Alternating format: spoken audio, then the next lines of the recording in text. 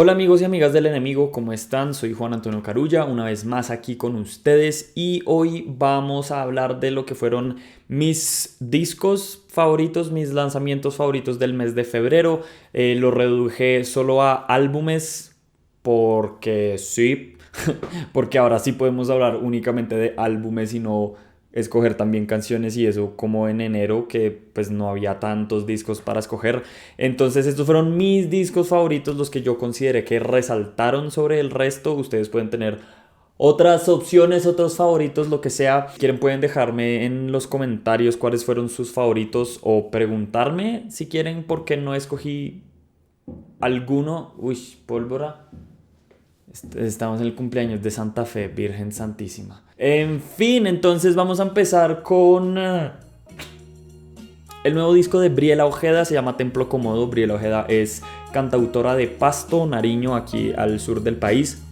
Este vendría siendo su álbum de larga duración, luego de haber publicado ya un EP anteriormente que se llama Sodot Arrama. Este álbum Templo Cómodo es, en mi opinión, uno de los mejores discos de febrero, no solamente, sino uno de los mejores discos que vamos a tener en todo el 2021 y sin discutirlo mucho, al menos en mi opinión y a mis oídos, como uno de los mejores discos que ha salido los últimos 5 años, incluso de pronto más. Es un disco que sí tiene la espina dorsal como de la cantautoría, así como guitarra y voz, pero logra ser muy versátil tanto en las composiciones como en el carácter de cada uno de los temas, como en el formato. Hay canciones que tienen arreglos de sintetizador, hay canciones que tienen arreglos vocales, hay canciones que tienen guitarra eléctrica, otras guitarras acústica, otras incluso bajo eléctrico. Entonces digamos que sí es musicalmente muy rico. Además que las composiciones de Briela también son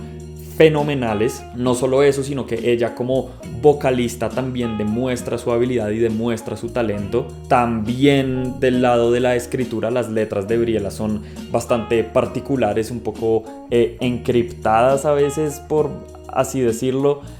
No son como tan fáciles de entender como a primera escucha. Es un disco que tiene mucho magnetismo, siento yo. Es como que te obliga un poco a escucharlo, te obliga a ponerle atención. Es muy mágico en ese sentido, como que es imposible no ponerlo y estar inmerso como en ese mundo. Entonces sí, Templo Cómodo de Briela Ojeda, producido también por Santiago Navas y publicado a través del sello Incorrecto, es definitivamente uno de los, siento yo, como puntos cúspide de los discos más claves, siento yo, en la discografía reciente de la cantautoría colombiana. Y definitivamente como que Briela Ojeda ya se perfila como una de las grandes artistas de nuestro país. Es un disco que va a ser muy difícil de tener como comparaciones a lo largo del año. Realmente es una joya este disco, es muy conmovedor. Luego tenemos directamente desde también de Nariño, pero otro cuento totalmente distinto. Tenemos el disco de Bejuco,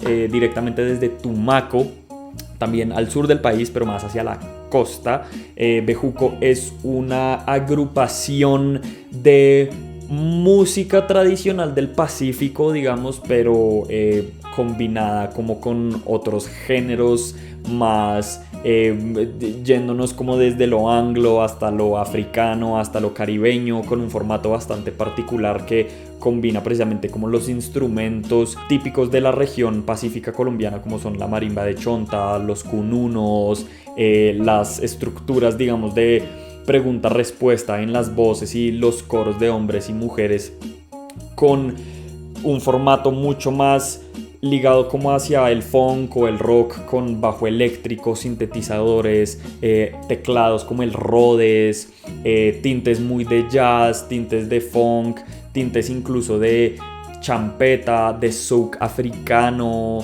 de afrobeat. También es una combinación muy chévere de estos dos mundos, como lo más tradicional, lo más folclórico, que igual sigue conservando sus estructuras, su identidad, sus sonidos, sus timbres, su esencia, digamos, muy del Pacífico, pero precisamente dándole colores y dándole como cuerpo de otras músicas precisamente como de otras partes del mundo. El disco es supremamente dinámico también, hay canciones meramente vocales, hay canciones como La clave de vivir o Arrullo Party, que son mucho más fiesteras, mucho más arriba de energía, con la guitarra eléctrica haciendo mucho más punteos.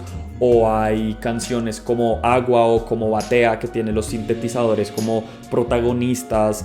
Hay canciones como Caramelito de Mamey, que son un poco más románticas y como más tipo balada, por así decirlo. O incluso canciones como, ¿cómo es que se llama esta? Como Chigualo, que es una canción fúnebre para un niño que muere antes de los 7 años. Es un disco, es demasiado hijo de puta, o sea, de verdad es un disco increíble, de lo mejor de febrero, y también seguramente va a ser de lo mejor de todo el 2021. Es un disco, este y el de Briela son discos que he tenido en repeat todos los días, o sea, desde que salieron los escucho al menos una canción o 2 o 3 canciones de uno de estos discos, los estoy escuchando prácticamente todos los días. Es fantástico. Entonces, Bejuco, el álbum se llama Batea, producido por Cerrero y por Iván Benavides en los estudios Audiovisión, publicado por Discos Pacífico. Hay una entrevista que le hice a Canquita, Juan Carlos Mindinero, el director musical de Bejuco, está disponible en este canal y también en plataformas digitales, para que vayan y pillen y se enteren un poco más de la historia detrás de Bejuco. Continuando, tenemos obviamente lo que es tal vez el disco de rap de febrero, que es Verdor de N. Hardem. Es realmente como un disco muy interesante en su carrera. Si ustedes se fijan, Hardem, como ha trabajado hasta este momento, ha sido casi que cada disco es un EP o un álbum muy corto, si consideramos Cine Negro como un álbum, aunque solo dura apenas más de 20 minutos y tiene 3 canciones instrumentales. Pero el caso es que cada EP o cada producción discográfica de Hardem está trabajada con un único productor.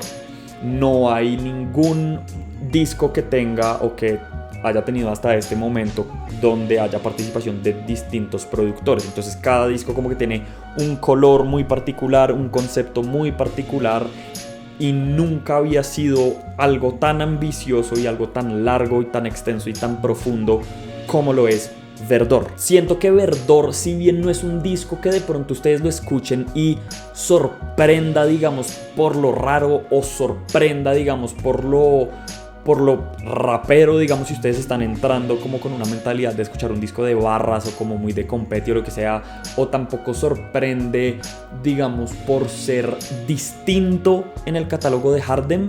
Es decir, no es un disco muy obvio de escucha, o sea, no es como que no es un Rhodesia, por así decirlo, o no es un Lo que me eleva, pero sí es un disco que resalta precisamente porque se siente tal vez el disco más N. Hardem de toda su discografía.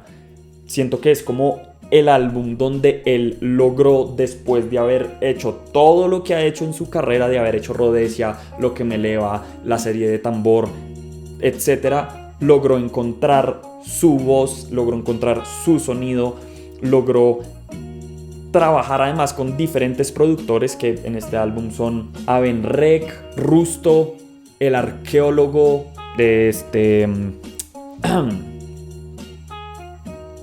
Alma y él mismo, en Hardem bajo el nombre de Wypec. Precisamente logró, así tuviera diferentes productores, encontrar el sonido que hiciera que todo esto fuera cohesivo y tuviera sentido en un mismo álbum. Las letras además van de diferentes como tópicos y temas, siento yo como nada muy distinto a lo que ya nos había mostrado antes. Muchos temas como sobre su familia y como su herencia familiar, también un tema muy importante que, si bien ya había tocado anteriormente en otros álbumes, siento que en Verdor es un poco más evidente y como que sí tiñe y le da cierto carácter a este álbum, y es como la cultura negra y la herencia negra que tiene y esto lo tocan diferentes partes del disco. El flow de Hardem además se siente mucho más libre, las palabras están mucho más seleccionadas como fonéticamente, es mucho más abstracta su forma de rapear. Siento yo que, en mi opinión, fue como el quiebre que logró un disco como Rhodesia en la discografía de él. Es decir, si se fijan, antes de Rhodesia Hardem rapeaba mucho más cuadriculado. Luego de Rhodesia como que se empezó a volver casi como spoken word, y teniendo eso en cuenta, los beats de este disco no son precisamente el boom bap 4/4, si bien hay canciones como la de Azúcar, que es bastante, digamos, ponchera y agresiva, pero la selección de beats como más tipo drumless o un poco más dilatados o con estructuras también un poco experimentales, en el sentido de, no sé, digamos, Free Play tiene un intro larguísimo y luego sí empieza a rapear, y esto también se complementa con esta forma como tan libre de rapear, y en fin, es un buen disco. Luego tenemos el EP Interferencias de Santiago Otero y Juanita Delgado. Este es un dúo de un formato bastante particular de acá de Bogotá, que es Santiago Otero en el contrabajo y Juanita Delgado en la voz. Ellos han hecho un sinfín de trabajos, desde discos y EPs y canciones, digamos, como más compuestas y estructuradas, por así decirlo, pero siempre teniendo como la improvisación libre y como el free jazz y como la experimentación como espina dorsal de su trabajo. Y este es tal vez como el trabajo más por esa onda, ya más puramente improvisación libre, puramente experimentación. Y este proyecto es una puta locura, es improvisación, sí, de contrabajo, muy rítmico, pegándole además al instrumento, con técnicas extendidas, usando el arco bastante en sus diferentes partecillas, muy expresivo, puede llegar a ser muy sutil en algunos momentos, son solo 3 canciones, pero puede llegar a ser muy sutil, como en la segunda canción, que se llama Segunda, o mucho más violento como la primera canción, que se va estructurando como de a poquitos y va llegando como al final a un clímax mucho más complejo, o la última canción, que es tal vez la más experimental de las 3. Juanita Delgado improvisa precisamente no con palabras o no, digamos, con melodías, sino improvisa de una forma más llevando a los fonemas, a los ruidos hechos con la boca, a palabras inventadas. Incluso parece como como un Sim. Si han jugado ese juego, los Sims, que hablan como así suena un poco, pero esto como que le añade mucho más detalle y una conversación muy interesante, precisamente como entre los golpes y las notas del contrabajo, con también los golpes precisamente y los ruidos y los fonemas de Juanita Delgado en la voz. Recomendada, sobre todo la última canción, o bueno, la última pieza de este EP, que son ellos dos, Juanita Delgado y Santiago Otero, pero todo fue en postproducción procesado por Benjamin Calais, quien es el dueño del bar Matic Matic, y en esta canción él le mete como procesos electrónicos sobre todo a la voz de Juanita, y puta, o sea, lo vuelve aún más raro y aún más inesperado y aún más rico musicalmente, los detalles de cómo distorsiona o cómo desvía la señal de la voz para que cree otro timbre o otro ruido, otra señal. Es increíble, es brutal. Todo improvisado, ¿no? Todo esto fue: prendieron los micrófonos, grabe y hágale, mijo. Y por último, un disco que no es colombiano, pero sí tenía ganas de resaltarlo porque me pareció lo suficientemente relevante y lo suficientemente interesante para mencionarlo, y es el madrileño de Zetangana.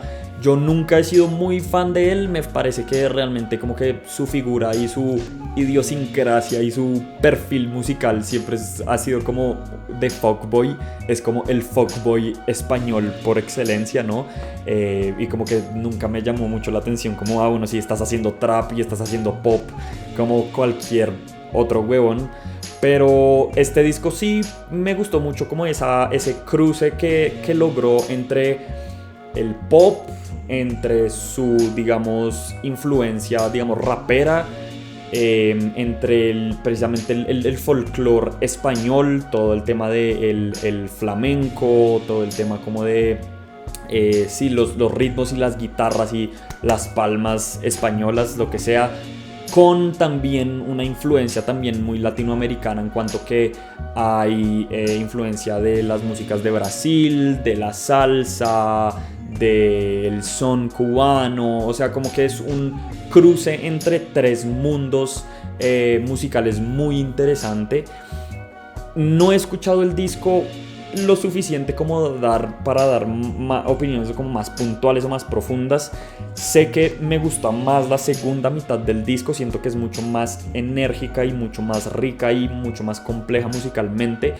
Las letras hablan la gran mayoría sobre amor, desamor, sexo, o sea, un fuckboy como lo ha sido Zetangana toda su puta carrera. Pero hay definitivamente cortes muy interesantes, hay canciones muy buenas, hay canciones que están arregladas fantásticamente. Obviamente compararlo con un disco como El Mal Querer va a ser inevitable, y sí estoy de acuerdo en que hay muchos momentos que sí parecen totalmente tomados de algo que pudo haber hecho Rosalía en algún punto de su carrera durante o post El Mal Querer, pero tampoco siento que sea como algo como comparable, digamos, como en el mismo plano creativo. Siento que logran ser lo suficientemente distintos como para que cada uno brille por su calidad. Entonces, sí, eso es. Pueden encontrar la lista y los links y todo eso. Voy a hacer de pronto una playlist con aún más lanzamientos de febrero para que pillen. Recuerden, pueden escribirme y preguntarme por qué no incluí de pronto alguno de los álbumes que salieron en febrero. Esta fue mi selección personal, ustedes pueden tener la suya. Hagan lo que se les dé la hijueputa gana. Síganos en TikTok y en Medium y en donde se les dé la hijueputa gana. La buena, los quiero, gracias por el apoyo.